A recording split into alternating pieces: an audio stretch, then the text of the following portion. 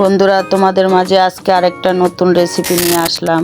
প্রথমে ফুলকপিগুলারে ভালো করে সিদ্ধ করে জল ঝরিয়ে নিতে হবে।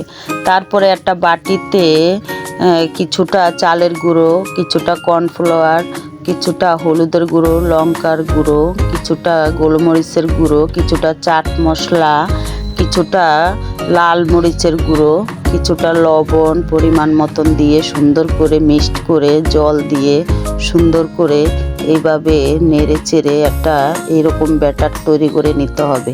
তারপরে ফুলকপির উপরে সুন্দর করে কর্নফ্লাওয়ার ছড়িয়ে তারপরে ব্যাটারে চুবিয়ে সব ফুলকপিগুলারে তেলে এভাবে ছেড়ে দিতে হবে। তারপরে উল্টে পাল্টে লাল লাল করে ভেজে তুলে নিতে হবে।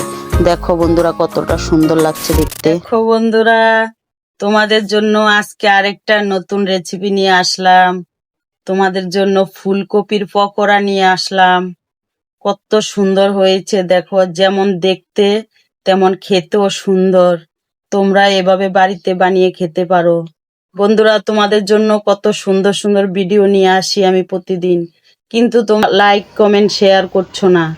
তোমরা ভালোবেসে আমাকে লাইক কমেন্ট শেয়ার করো, আর যদি ভালো লাগে আমাকে তাহলে কমেন্টে জানাবা, আর আমাদের পেজটাকে ফলো করবা।